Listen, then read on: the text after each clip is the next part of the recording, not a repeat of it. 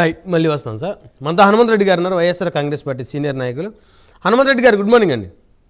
Good morning sir. మీకు prime nine ప్రేక్షకులకు, panel ఉండే సభ్యులకు అందరికీ very very good morning sir. Hanumanth Reddy గారు, ప్రధానమైన చర్చ ఈరోజు మనకి కొడుకా కూతురా, విజయలక్ష్మి గారు ఎవరి వైపు మొగ్గు చూపుతారు? నిన్న మొన్నటి వరకు ఇద్దరు చెరొక రాష్ట్రంలో ఉండి రాజకీయాలు చేశారు. సో ఇప్పుడు ఒకే రాష్ట్రంలో ఉండి రాజకీయాలు చేస్తా ఉన్నారు.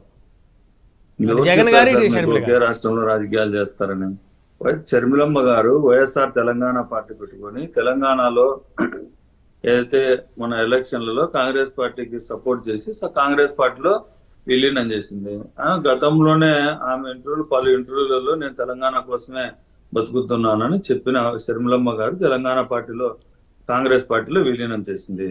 ఆ రోజు విజయమ్మ గారి గురించి మాట్లాడుతున్నారు కాబట్టి చెప్తున్నా. విజయమ్మ గారు ఆ రోజు వైఎస్ఆర్ కాంగ్రెస్ పార్టీ ప్లీనరీ సభలో ఈ రాష్ట్రంలో జగన్మోహన్ రెడ్డి గారు ఇక్కడ ఉన్నారు, ఇక్కడ నా బిడ్డ కూడా తెలంగాణ పార్టీ పెట్టుకున్నది, అక్కడ పనిచేయాలి కాబట్టి రెండు పార్టీలకు నేనే ఉంటే నేను ఈ పార్టీకి అధ్యక్ష హోదాలో ఉండి ఆ పార్టీకి సపోర్ట్ చేస్తే అది పద్ధతి కాదు అని చెప్పి రాజీనామా చేసి అక్కడికి వెళ్ళి కూతురుకు సహాయంగా ఉన్నది. ఉన్న తర్వాత ఆమె పలు కారణాల రీత్యా ఆమె వ్యక్తిగతమో ఇంకా ఏమో ఆమెను అడగాలి, షర్మిలమ్మ గారిని అడగాలి ఆ విషయం. ఏదైతే తెలంగాణ పార్టీ వైఎస్ఆర్ తెలంగాణ పార్టీని కాంగ్రెస్ పార్టీలో విలీనం చేసింది. మీడియా హైప్ తప్ప ఇదే షర్మిలమ్మ గారి గురించి గతంలో పలు ఛానళ్లలో ఆమె వ్యక్తిత్వం గురించి హననం చేసిన ఛానళ్లు, తెలుగుదేశం పార్టీకి అనుకూలంగా ఉండే ఛానళ్ళు ఏదైతే ఉన్నాయో గతంలో ఆమె పట్ల ఏ విధంగా ప్రవర్తించారు, ఈ రోజు ఏ విధంగా ప్రవర్తిస్తున్నారు అనే విషయం ఎవరికి ప్రయోజనం చేకూర్చే విధంగా ఈ ఛానళ్లు ప్రసారం చేస్తున్నాయో రాష్ట్ర ప్రజలకు అందరికీ తెలుసు. ఇదే జనసేన నాయకుడు అడుగుతా ఉన్నారు, ఇదే ఛానళ్లు గతంలో పాపం చిరంజీవి గారు పార్టీ పెట్టుకుంటే కొత్తగా పార్టీ పెట్టుకునేటప్పుడు ఆయన ప్రోత్సహించింది ఇదే ఛానల్లే, ఈనాడు రామోజీరావు, ఆంధ్రజ్యోతి రాధాకృష్ణ గారే. అప్పుడేంటంటే కాంగ్రెస్ పార్టీలో ఉన్నటువంటి కాపు నాయకులంతా తెలుగుదేశం జనసేన ప్రజారాజ్యం పార్టీలో చేరిపోతారని ఒక ఊహాగానాలతో పార్టీ పెట్టించిన తర్వాత తెలుగుదేశం పార్టీకి డ్యామేజ్ అవుతుందన్న వెంటనే చిరంజీవి గారిని గొంతు కోసిన పలు పత్రికలు, ఇదే పత్రికలే గొంతు కోసే ఆ రోజు చిరంజీవి గారిని, పార్టీ ఈ విధంగా చేస్తున్నారు, నువ్వు చంద్రబాబు నాయుడుతో కలిస్తేనే లేకుంటే లేదని, చంద్రబాబు నాయుడు గారితో కలవనని చిరంజీవి గారు ఖరాఖండిగా చెప్పిన తర్వాత ఆయన గొంతు కోసిన పలు పత్రికలు ఈ రోజు అదే ప్రసారాన్ని అదే అసత్యాలను ప్రసారం చేసేదానికి రెడీగా ఉన్నాయి. ఎస్, షర్మిలమ్మ గారు పార్టీ కాంగ్రెస్ పార్టీలో చేరారు. ఆమె వచ్చిన తర్వాత మాట్లాడదాం, రాకముందే ఎందుకో కోయిల ముందే కూసిందని, వసంతం రాకముందే కోయిల ముందే కూసిందని ఎవరికి ప్రయోజనం చేకూర్చే విధంగా ఈ విధంగా మాట్లాడుతున్నారో రాష్ట్ర ప్రజలకు అందరికీ తెలుసు. ఈరోజు ఈ రాష్ట్ర ముఖ్యమంత్రి జగన్మోహన్ రెడ్డి గారు ప్రజలకు ఇచ్చిన హామీలను ఆ రోజు జగన్ రాజన్న రాజ్యం తెచ్చా అన్న దాంట్లో 100% ఆ రోజు రాజశేఖర రెడ్డి గారు ప్రజలకు ఏదైతే సంక్షేమ కార్యక్రమాలు అందించారో అదేవిధంగా ఆరోగ్యశ్రీని 5 లక్షల రూపాయలు 2 లక్షలు ఉంటే ఈరోజు 25 లక్షలు చేసిన జగన్మోహన్ రెడ్డి గారు, మెడికల్ కాలేజీలు ఆ రోజు చంద్రబాబు నాయుడు గారు ముఖ్యమంత్రిగా 14 సంవత్సరాలు నేను విజనరీ లేకుంటే నేను ప్రధానమంత్రులు నేను తయారు చేశాను లేకుంటే రాష్ట్రపతులు తయారు చేశానన్న చంద్రబాబు నాయుడు గారు ఒక్క ప్రభుత్వ మెడికల్ కాలేజ్ తీసుకురాలే. ఆ రోజు 4 మెడికల్ కాలేజీలు రాజశేఖర రెడ్డి గారు తెస్తే ఈ రోజు 17 మెడికల్ కాలేజీలు రాష్ట్రానికి తీసుకొచ్చిన ఘనత జగన్మోహన్ రెడ్డి గారిది.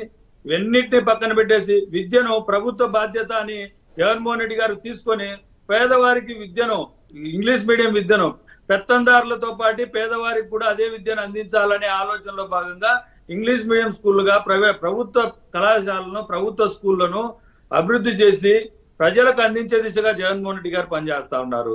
అదే వైద్య కళాశాలను హాస్పిటళ్లను నాడు నేడు ద్వారా ఆధునీకరించి చేస్తా ఉన్నాడు. ఇదంతా ప్రజలకు చేసిన మంచి కాదా? వీళ్ళు మాట్లాడుతున్నారు అంటే నేను అడుగుతున్నా వీళ్ళందరినీ, తెలుగుదేశం పార్టీని జనసేనని అడుగుతా ఉన్నా, అయ్యా మీరు గతంలో 2014లో ఇచ్చిన హామీలను మీరు నేను చంద్రబాబు నాయుడు గారు ఇచ్చిన హామీలను నరేంద్ర మోడీ గారు ఇచ్చిన హామీలను నేను చొక్కా పట్టుకుంటానని హామీ చెప్పిన పవన్ కళ్యాణ్ గారు 2014 నుంచి 2019 వరకు ఎందుకు ప్రశ్నించలేదు అని అడుగుతా ఉండా. ఎలక్షన్ల ముందర ఎస్ ప్రశ్నించాడు. ఎప్పుడు ప్రశ్నించాడు? ఎలక్షన్ల ముందర చంద్రబాబు నాయుడు గారికి అనుకూలంగా ప్రభుత్వ వ్యతిరేక ఓటు చీల్చే దిశగా ప్రభుత్వ వ్యతిరేక ఓటు ఈ రోజు ఏదైతే కన్సల్టెంట్ గా కావాలని అడుగుతున్నాడో 2019 ఎలక్షన్లలో ఆనాటి ప్రతిపక్ష నేత జగన్మోహన్ రెడ్డి గారికి ప్రభుత్వ వ్యతిరేక ఓటు డైరెక్ట్ గా వెళ్ళిపోతుందని చీల్చే దిశగా ఆ రోజు చంద్రబాబు నాయుడు గారిని తిట్టారు. ఎస్, 2009 ఎలక్షన్లలో చంద్రబాబు నాయుడు గారిని దొంగల ముఠా నాయకుడు, అవసరమైతే సైకిల్ ఎక్కించుకుంటాడు, అవసరం తిరిగిన తర్వాత సైకిల్ దించుతాడు, ఈయనది సొంత పార్టీ కాదు వాళ్ళ మామ పార్టీ గుంజుకున్నాడు అని అన్న పవన్ కళ్యాణ్ గారు యువరాజ్యం పార్టీ అధ్యక్షుడిగా ఉన్నప్పుడు అన్న పవన్ కళ్యాణ్ గారు 2014 ఎలక్షన్లకు వచ్చేసరికి చంద్రబాబు నాయుడు గారు అతిలోక సుందరుడు చంద్రుడు అని చెప్పాడు. ఇప్పుడు ఆ ఆరోపణల కన్నా మీ నాన్నగారు హత్యకి సంబంధించి మీ మీద అనుమానాలు ఉన్నాయనేటువంటి ఆరోపణ పెద్దదా, ఈ ఆరోపణ పెద్దదా? ఒక్క నిమిషం బ్రహ్మనాయుడు గారు రాజకీయంగా పలు రకాలుగా చేస్తా ఉండొచ్చు, కానీ వాళ్ళు జగన్మోహన్ రెడ్డి గారి నాయకత్వం కింద పనిచేసేదానికి వచ్చారు. పవన్ కళ్యాణ్ గారు మీరు ప్రతిసారి ఇది అడుగుతున్నారు, నేను మిమ్మల్ని క్వశ్చన్ అడుగుతున్నా. పవన్ కళ్యాణ్ గారు చంద్రబాబు నాయుడు గారి నాయకత్వం కింద తెలుగుదేశం పార్టీకి జై జై చంద్రబాబు అని అడిగితే మాకు ఎటువంటి అభ్యంతరం లే. ఆయన అన్నప్పుడు ఆయన గతంలో చంద్రబాబు నాయుడు గారి గురించి ఏం మాట్లాడారు? ఆయన పార్టీ పెట్టినప్పుడు, పవన్ కళ్యాణ్ గారు పార్టీ పెట్టినప్పుడు అవినీతి లేని ప్రభుత్వం తీసుకొస్తానని చెప్పిన పవన్ కళ్యాణ్ గారు అవినీతిలో పిహెచ్డి చేసిన ముఖ్యమంత్రి చేసుకునే దానికి ఏ విధంగా కలిసి వస్తాడు అంటున్నా. అవినీతి చక్రవర్తి అయినటువంటి చంద్రబాబు నాయుడు గారు జైలుకి వెళ్తే, అవినీతి కేసులు జైలుకి వెళ్ళి పరామర్శించి ములాఖత్ పోయి మిలాఖత్ అయి ఏ విధంగా పవన్ కళ్యాణ్ గారు చంద్రబాబు నాయుడు గారు సపోర్ట్ చేస్తున్నారు దానికి ప్రజలకు వివరించాలా? ప్రజలకు వివరించకుండా ఉండండి బాబు గారు.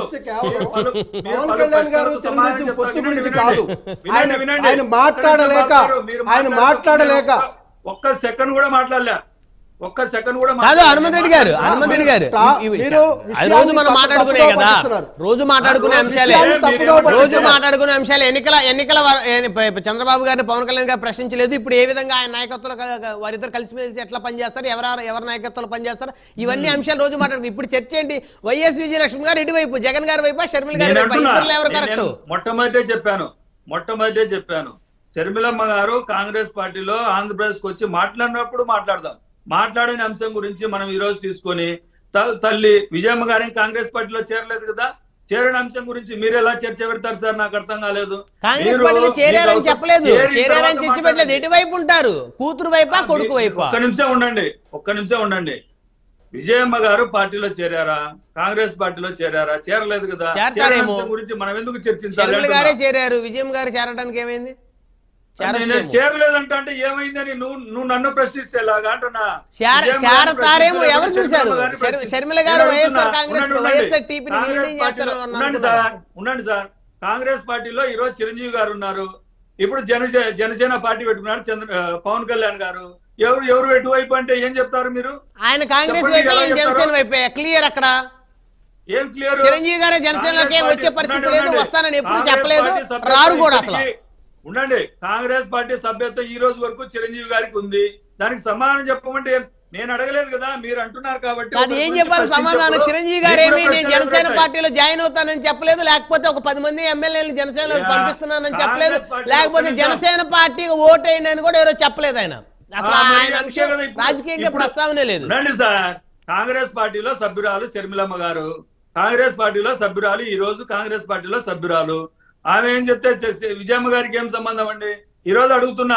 పురంధరేశ్వరి గారు బీజేపీ అధ్యక్షురాలు, బాలకృష్ణ గారు తెలుగుదేశం పార్టీలో ఎమ్మెల్యే. అక్క తమ్ముడికి విభేదాలు వచ్చినాయని చెప్పాలనా? నాకు అర్థం కాలే. వాళ్ళు మాత్రం తెలుగుదేశం పార్టీ ఏం చేసినా రాజకీయాలు, ఎదుటోళ్ళు చేస్తే వేరేనా? వాళ్ళ కుటుంబంలో ఎప్పుడో విభేదాలు ఉన్నాయి, అందులో డౌట్ లేదు. అందులో అది బహిరంగంగా మాట్లాడుకోవాల్సిన మాటే. గతంలో దగ్గుపాటి గారికి చంద్రబాబు నాయుడు గారికి విభేదాలు ఉండబట్టే వారు కాంగ్రెస్ లోకి వెళ్ళారు, కాంగ్రెస్ పోటీ చేశారు, ఎంపీ అయ్యారు, ఎమ్మెల్యే అయ్యారు, మంత్రి అయ్యారు. విభేదాలు ఉన్నాయి, లేవని ఎట్లా చెప్తారు?